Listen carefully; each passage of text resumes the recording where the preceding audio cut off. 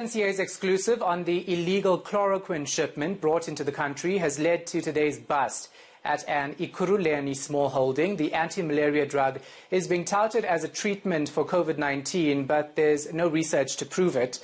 The consignment was flown in last week from India without authorization. Barry Bateman is following the story for us. He joins us now live. So, Barry, SAPRA has made this bust. How were they actually led to this location? Well, you touched on it there a second ago, Shahan. Good evening. It was ENCA's exclusive report that was broadcast last week that the authorities at OR Tambo International Airport, crime intelligence in particular, together with the South African Health Products Regulatory Authority, that started investigating the information that ENCA reported on. This related to that company, Balmoral North. You would have heard it in those reports. That was the importer.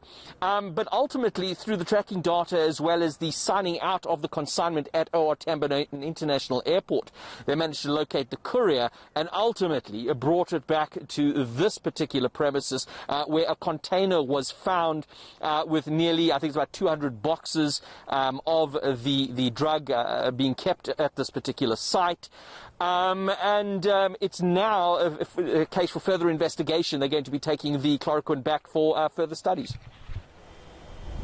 Yeah, so very quickly, who are the people involved in this and what's the explanation? We go back to that very first person, the company name that I mentioned there, Balmoral North. Now, the director of that company, the sole director, is a man by the name of Dave Avnett. Now, he appears to have a history in the aviation sector. He's also got a history in the health sector, a former director more than 2 decades ago for FedSure. So he is the main importer. His company name is listed on the import documents. He was here today. Also, another person involved is a man by the name of Warren Lamont. He's involved in the security industry. His company is called the Intelligence Bureau. We understand he was the person who signed out for it and picked it up at the airport.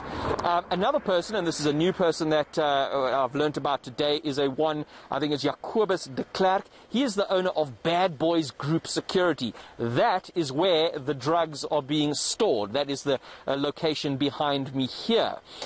What they're saying, they claim everything is above board. It's all legit, that the consignment of chloroquine was in fact not destined for South Africa, but was in fact destined for Ghana and was in transit through South Africa. The difficulty they're having there is that they don't appear to have the paperwork to show that this is the case. It is not in transit. It is in fact on South African soil. It has been left out of the OR Tambo International Airport. So they're going to have to explain that.